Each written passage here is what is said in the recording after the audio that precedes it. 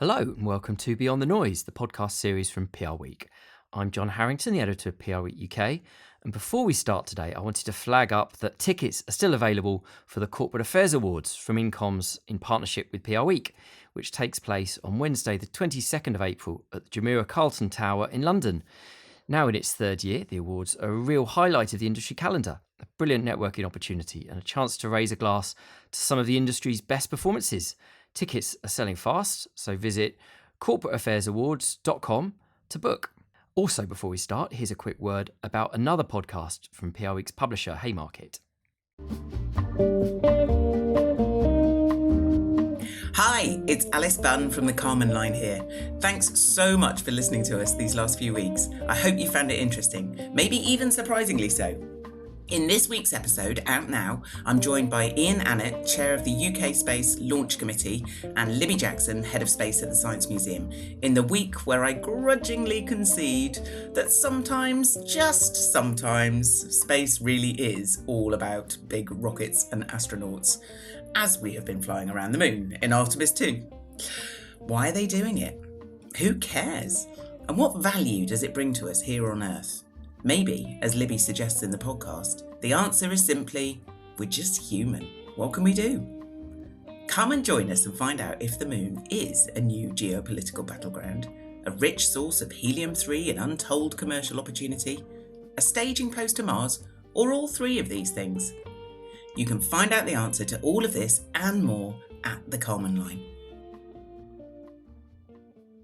Okay, a rather downbeat topic this week, but an important one that I believe the industry needs to get to grips with. Communications is one of the most affected industries when it comes to age discrimination.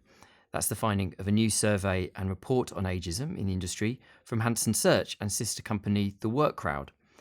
Why is the problem so bad in comms? How does it manifest? And what can we do about it? Here to discuss these issues, I'm delighted to welcome Madeleine Weightman, co-founder of The Work Crowd. Hi Madeleine, how are you? Very well, John. Thank you for having me here. Pleasure. Thank you for coming along. And also Ginny Paton, founder and managing director of Ready or Not and the current president of Women in PR. Hi, Ginny. How are you? I'm good, thank you, John. Madeleine, first question for you. Could you give us a bit of background about the study, please? Why did you do it? Who did you speak to? That kind of thing. Yeah, absolutely. So obviously, The Work Crowd, Hanson Search, sister company, our background is obviously very much working with people. So people first and foremost. And I think with that, if I look back at when actually we first founded The Work Crowd, I was working with my sister, who's also my business partner at Hanson Search, Alice Weightman. And at that time, a lot of people within the industry were saying, where is all our good female talent gone? And I think at the time, it was very much a case that the working environment wasn't necessarily supportive of more senior people post-childcare. Equally, when you get a little bit older, you might have additional influences with caring responsibility. And as a result of that, a lot of individuals were leaving. So we set up The Work Crowd really with an idea of trying to give actually those individuals, predominantly women, access to great flexible work, but really on their terms. And then I'd say sort of fast forward, if I look sort of things that I've become more aware of more recently, is we've been building out our interim offering. And what I increasingly have come across is clients often saying, for example, if you're hiring an interim person, you're wanting to bring in sort of senior expertise, knowledge, safe pair of hands that can really fastly get up to speed. But the sort of conflict that was there is that quite often they would be equally saying, they're not necessarily cultural fit. I'm not sure how they'll fit in if they're necessarily having to report to someone who's a little bit more junior, for example, than them.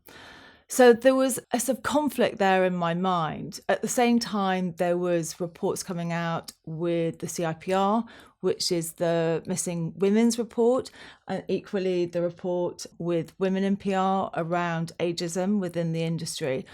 And I think from our perspective, we sort of wanted to then go and have a closer look in terms of our own network to better understand what was going on. So in 2025, we did a report which was specifically geared on ageism, and it was really around hiring decisions. We contacted both our freelance network, but equally our client network, which is predominantly made up of SMEs, agencies, and corporates. I think what was telling in that 2025 survey is that we had 450 freelancers and independents respond, but only 35 clients. So that to me is quite stark in terms of there's a gap there that sort of says there's something important about where the awareness of that issue actually currently sits. We then backed up that particular survey really to then look a little bit further and sort of better understand with this 2026 one, actually what we could do about it. So this 2026 survey, it was done in conjunction with Hanson Search and was very much focused on leaders within the industry. So we spoke to over 200 leaders who are actually actively involved in the hiring process to sort of better understand both their perception of ageism, but also actually questioning whether creating a culture that really helps support intergenerational working might be one of the ways that we can help combat ageism within the industry. Interesting. Next question, obviously, what were some of the main findings this year? The starting point is probably thinking about that where we are, for the first time in modern history, we are a collective workforce that spans 5 generations simultaneously. So it isn't a trend. I think our research very much supported that. So looking at the 2026 survey, something like 87% of respondents had said that they actually work or manage intergenerational workforces. And I think with the retirement age obviously increasing, we were talking about this earlier on before we came in here, that is only going to continue as a trend. So it's very much the norm. I think one of the tension points that we saw in our report was that this is probably going back to the 2025 one, that 45% of the same professionals said that they had experienced age-based stereotype at work. And so whilst actually those intergenerational teams are very much the norm, we're not yet creating really a culture that probably best supports them. And then when we looked at our freelance data, actually 49% of freelancers were telling us that age had negatively impacted their ability to secure work. 46% had said that they'd been told that they were perhaps too experienced. And sadly, I think 6.7% had sort of said that their age had some positive, that had an advantage. So there was equally a lot in terms of the language that was being used as part of the hiring process, but just general work culture, everyday time in the office. So things like cultural fit, energy, mismatch. So that type of language is sort of hard to challenge, which is, I think, partly the reason why it also persists. Other sort of stats that really came through was that there was probably a client perception gap. So 75% of clients claimed that actually age wasn't a factor, I should say, in their hiring decisions. But at the same time, 49% of freelancers had said that it absolutely was. At the same time, 43% of clients had said that they worry that older professionals are overqualified or too experienced, and that 32% had questioned their tech fluency. So, but at the same time, 64% of those clients had acknowledged that older professionals actually adapt quickly. So there was a real paradox there in terms of actually perception and reality, which I think a lot of the things that came through was that whilst there are some structural changes that are taking place, behaviours are not necessarily always catching up. There were some really positive stats, though, that came out of it. So 93% of clients had said that they really value sort of that deep industry expertise and strategic thinking that older professionals bring. And we can touch on that, I think, a little bit later, because I think actually when we think about today and the increasing use of AI, that becomes all the more important. Can I just ask a point on clarity? When you talk about clients earlier on, Yeah. is that clients as in any PR employers effectively? So it could be Yes. agencies as well. Exactly. On the sort of culture and progression, so this is when I talk about progression, I mean sort of career progression there.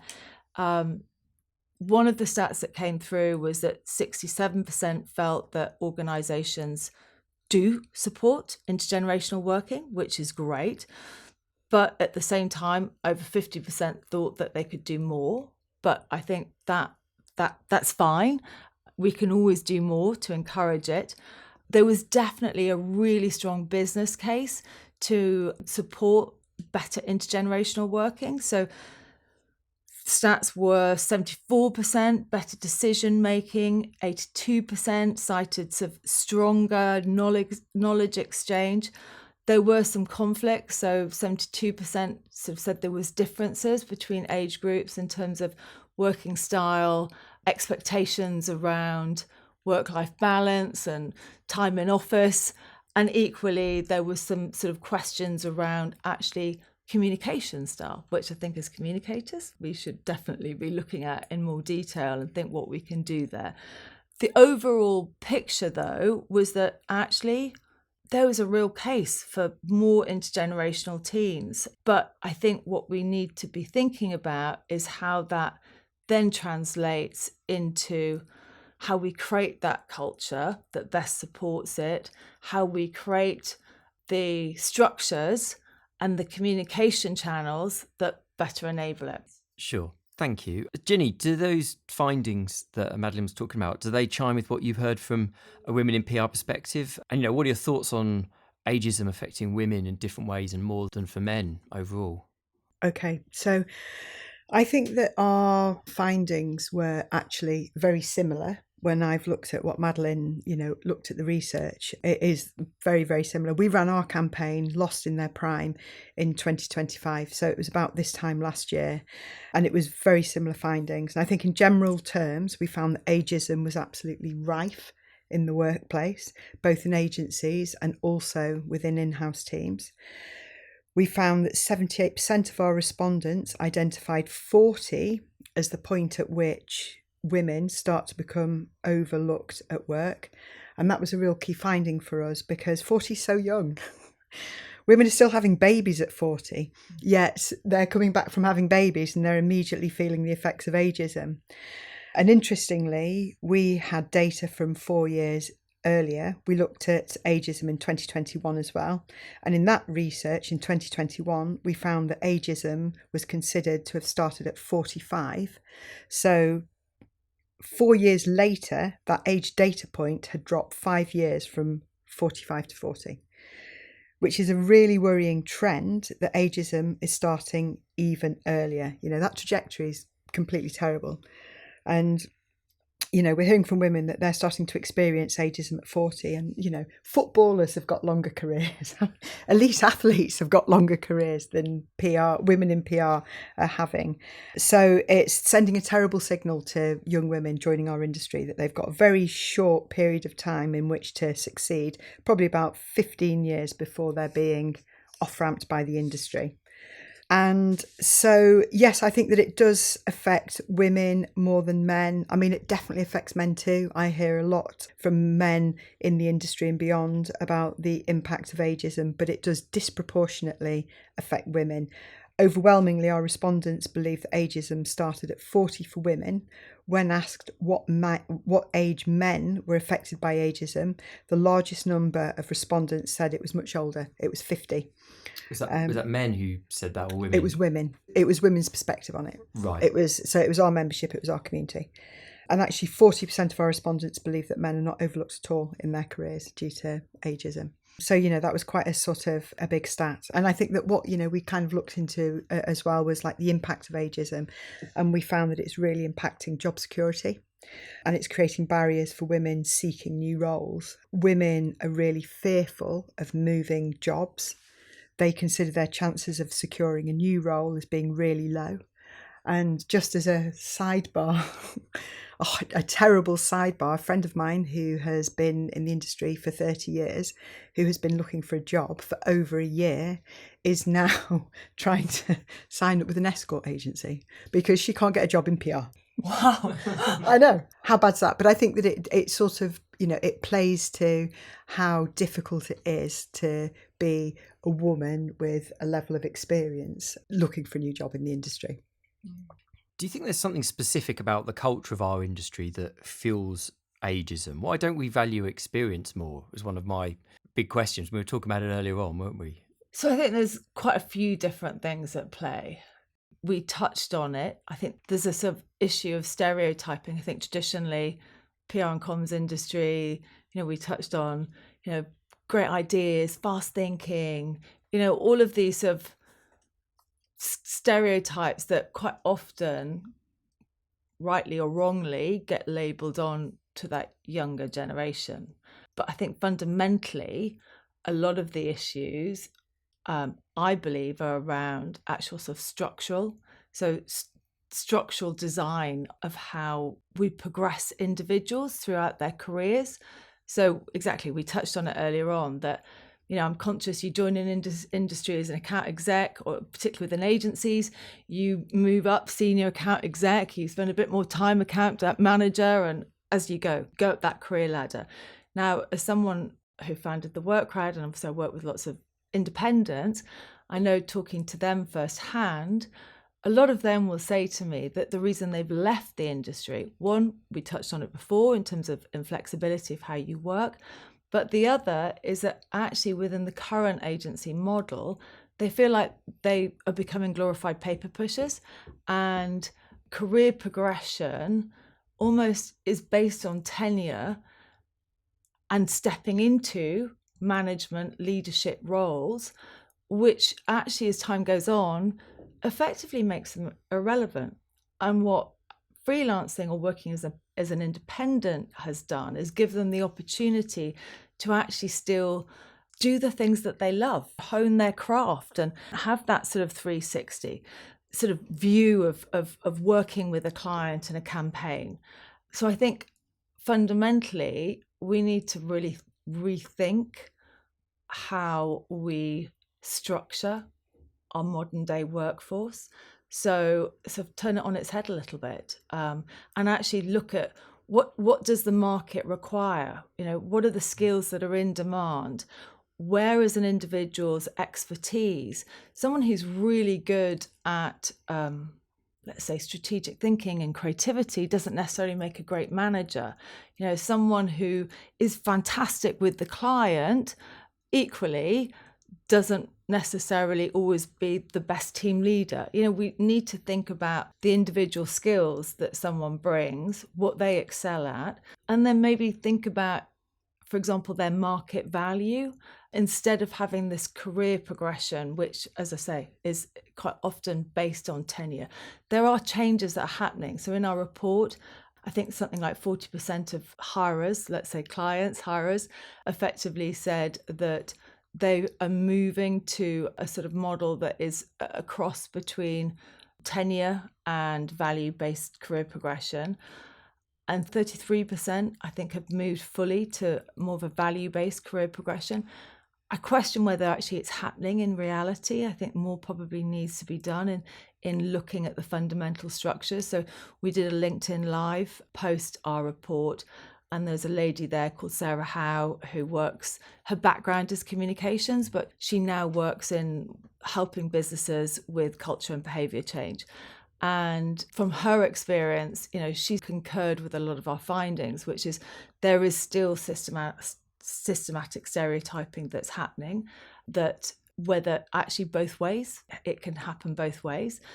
Equally, we can be quite guilty of not really analysing the structures within our company. I think the leaders quite often can make very quick, fast decisions based on their own experience, and actually to create real change, we need to be much more collaborative with everyone throughout the organisation. And I think with that, then that in turn will help. So I think those are two elements that we definitely need to be looking at to answer your question. Interesting. Ginny, what do you think? Do you feel there's a sort of structural hurdle that needs to be overcome in PR? I think, yes, we don't see accountants being drummed out of their industry on grounds of them having too much experience. And you wouldn't pick a lawyer who had 5 years experience over a lawyer that had 30 years experience. So it's just crazy that as an industry, we dispose of experience from people who have got more of it and just don't value it at all. So as to why, I think like anything, it's quite complex. PR is definitely obsessed with the new and the next. And I get it. I completely get it. And we're all chasing the next big thing. So I think that unfortunately that obsession with newness has kind of trickled down to how we view the people delivering the work. And there's a sense that the younger generation are going to get it. For the sake of the listener, I'm doing quotation marks around get it. But actually, you don't need to be new and fresh to deliver new and fresh thinking. In fact, I actually think that the opposite is true, that experience and judgment and understanding of what's gone before is critical to overlay with new thinking to get to good decisions very quickly. And I'm definitely not dismissing young, fresh talent. I love it. And I think to have a young, uncynical brain looking at problems that you doesn't have that, oh, well, we don't do it like that, or that doesn't work, or I think that that's really lovely to have that new thinking. But I think that where the magic happens is where you've got that fresh thinking and a new brain, and you've got that overlaid with somebody who's been around for a while, who understands what's happened before and can sort of see themes and work things through. And I think that that's what you're talking about as well, Madeleine. That intergenerational team is definitely sort of where it works. Those two types of thinking coming together, I think, is really good. And I think that the kind of digital native, again, I'm doing quotation marks over my head, like it's a proxy for youth. And capability gets really lazily mapped onto age, and they won't get TikTok, they won't get AI. And I don't think that's true. I think that the best comms people have probably got an appetite for what's new and what's coming up, and that's sort of irrespective of age. So yeah, but I think that also, just second point on that, I think that, it's really stupid that we don't acknowledge the value of women's spending power. And according to Forbes, women over 40 control 85% of household spending decisions in the UK. Wow.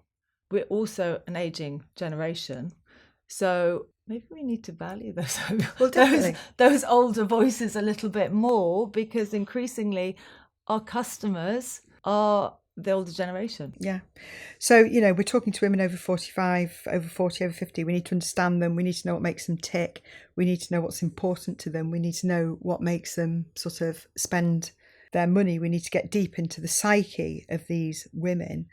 And, I have to say, you've got creative teams with like cap wearing white male, largely based in London, creatives under 30.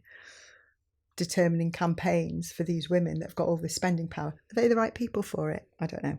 I mean, sometimes not. I think that if you could put a 50-year-old woman in the room, you're going to get something that's much more relatable, that's much more, understandable for women that they're talking to. And this is about ageism generally, because it's not, I appreciate your point about women, but this does also apply to men in many ways. I remember talking to a senior person at an agency a while ago who was we were talking about cycling and things like that, and he was probably in his 50s, but he looked very slim and all the rest of this sort of stuff. And it was like, he was kind of saying it's a big thing because you don't want to be the old bloke in the corner, because being associated with dinosaurs, and maybe possibly even more so as a man, the idea of like, we don't really want this old white man in the corner sort of taking up space, you're yesterday's news. So I do think it's a pan-gender issue, if you like. Yeah, I mean, I agree with you. And I think, one of my very good old friends in PR who's worked in the industry at the top of the industry for 30 years, who couldn't get another job, has moved out the UK. He's literally gone to live somewhere. He's completely refreshed his entire life, probably to be happier for it. But actually, he's done that as a consequence of not being able to get a job as a man in his 50s. I do think that it is gender neutral, but I do think that it disproportionately affects women. That's what our research showed us. It's crazy, isn't it? Because, you think about someone who's, let's say, 50s, maybe 60, what they've experienced in terms of technological change in their life. They would have been a youngish adult when the internet first became popular. So they would have seen that. They would have seen the dot-com boom and busts. They would have seen huge changes in the global affairs, geopolitics, end of the Cold War. They would have seen the financial crash, the rise of AI, COVID, just all of that experience there in somebody who's middle-aged, maybe late middle-aged. The idea that there's a substitute for that just seems crazy to me. I mean, I think sometimes we don't appreciate the lessons from recent past, and it's very recent past in my mind, but I guess for some people the past ended a couple of years ago, and anything before TikTok is almost irrelevant. But I think we all know that's not the case. I mean, are there any other factors, do you think, that might be contributing to ageism in PR? I'm wondering if there's a sort of an irony maybe in my mind that because we know roughly 2/3 of the industry are women, that actually we're used to sort of junior teams being women, whereas in other industries that's not necessarily the same. So I wonder if that's just created a stereotype that women equals young, equals junior, equals less mature, less capable or something. I don't know. I mean, one of the things that we found, I think there's personal factors and I think there's corporate factors. And I think the personal factors, you're right, women are kind of juggling motherhood and raising kids, and men do as well. But again, disproportionately, that is women who are sort of shouldering the burden on that.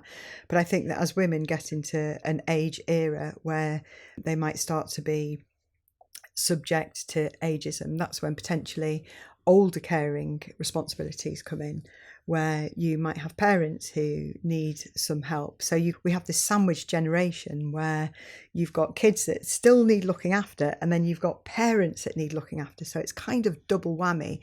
And as we know, women do disproportionately take the burden on those caring responsibilities. So I think that's from a personal point of view. I think that from a corporate point of view as well, one of the things that really, really interested me and all of us in the Women in PR from the research that we did, that we found that only 11% of the workplace have age as a DE&I marker. I mean, that is so low. And I think that we've come a long way in so many ways when it comes to DE&I strategies and principles, but actually age is being overlooked.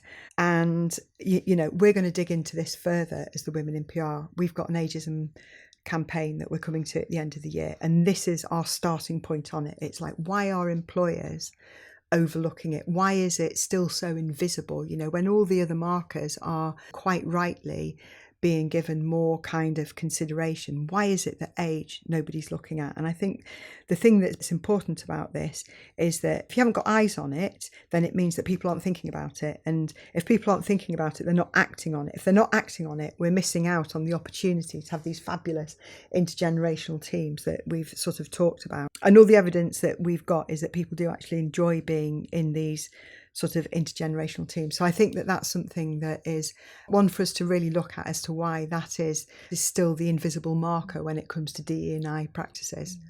Would you like to see PR employers having age as a kind of DEI target? John, it's like you were sitting in on our brainstorm for our ageism campaign. I mean, yes. I mean, I don't want to, give too much away or sort of get ahead of ourselves. But of course, when you think that actually, we know that people actually really enjoy being in these intergenerational teams, and they might feel a bit icky at the beginning where somebody a bit older coming in.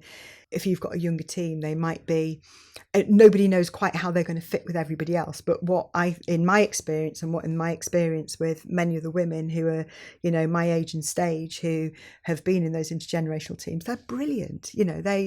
Everybody loves them. You've got the younger teammates who look to, people with more experience for a bit more wisdom and a bit more insight and maybe a bit more of that holistic care.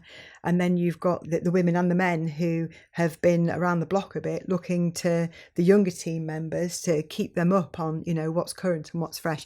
And I think just going back to what you talked about, Ginny, and what you've touched on there, actually, you bring this intergenerational teams together. Quite often, people, whilst there's cultural differences, there's still shared experiences. There's still shared challenges in terms of got to pay your rent or your mortgage, your perceptions of how you're seen at work, wanting to do well. But what was interesting at the LinkedIn Live that we did was talking about, for example, sometimes reverse mentoring, but not the type of reverse mentoring whereby it's a one-off, but a long term. So I think Yanita from Ketchum was talking about it, something that they do there. It's a 10-month program. And actually for them, the real key change is that instead of sort of contextualizing the differences, actually you really understand them. And I think then thinking about actually then understanding different people's perspectives, thinking about bringing those intergenerational teams together, that's where the real magic sort of happens. And that's where you can create that secret sauce. So thinking about our own research, 87% said actually that sharing of knowledge, that sharing of experience and ideas, that is where you have the creativity. And if we then fast forward to today with sort of increasing AI usage, I'm really aware that there's a sort of potential talent crisis around the corner, because a lot of those process-driven jobs actually at the more junior end are being gobbled up by AI. So we think of that about actually those individuals coming through and that career progression, but equally your more senior people have got that strategic insight.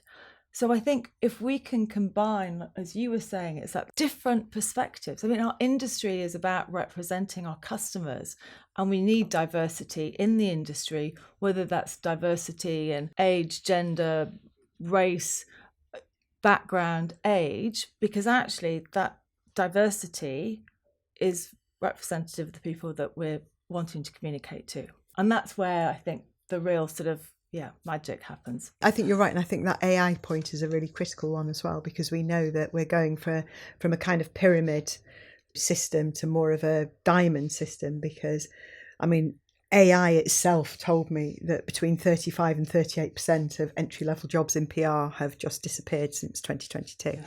So you've got so many fewer people coming in at the bottom, yet at the mid-level, we're expecting them to be able to do all the things that they haven't really cut their teeth on because they weren't at that junior level. So how are we actually going to, as an industry, make it that those people kind of know what they're on about? And actually, I think it's going to be the people who are around, who've got 20 years plus experience. It's an opportunity actually for them to sort of feed in and to help them with some of those learnings that have been hard earned, that when we were going through them, to bring them up to speed, because otherwise we're going to have, in 5 years, we're going to have a crisis where we have these people at mid-level who have there are fewer of them to come up, because there are fewer people coming into the industry, and they've had less experience because AI has removed quite a lot of what those basic tasks are, doing media lists. Because that older generation, absolutely, they're the ones that were, well, you touched on it earlier, John, quite often before the internet, definitely before AI. So actually they've honed their experience and skills in terms of problem solving, critical thinking, think outside the box, creativity, because they've had to. And actually those are all the skills that AI can't replace, where there's process-driven automation. So I think all the more we need to create, from an educational but from an agency environment, where those younger people are being encouraged to think outside of the box and creatively. Overall then, what's your final advice to employers to curb ageism? So I think intergenerational teams work. We know that. For me, the point of failure in the system is creating those teams, often because women with more experience might be deemed to not be quite right to join those teams. And I'm viewing it through the lens of women, but this is women and men. They might be deemed to be not a cultural fit, or it might be uncomfortable for the younger team members to be telling somebody older what to do, or they're not that lazy label of digital native. But I think that it is rarely the case that those intergenerational teams don't work. I think they do work really well. So I think looking to the employers, if that is the point of failure in terms of the process at which those intergenerational teams don't happen, then that's where we need to sort of scrutinise and work out some processes where that problem is removed. And I think that, again, without getting ahead of myself with what we're going to be doing with women in PR, but I think that's something that we're looking at in terms of quotas and looking at how employers can help. And also adding sort of proper advice and help and support, not just kind of throwing stones from the sidelines, making sure that we're doing something that's really kind of constructive. Great, thank you. And Madeleine? So I think touching on what Ginny said, I think actually I do concur that we should have age explicitly within a DEI strategy. I think for me, though, fundamentally, I'd like to see some organisational redesign. So thinking differently about how we value individuals, thinking differently about how career progression works. And with that, pay scales, that pay is based on actually the value you bring to the organization and the market value itself. I think we need to be creating bigger platforms for actually the younger generation to have a voice, because in doing that, I think we then create better intergenerational working.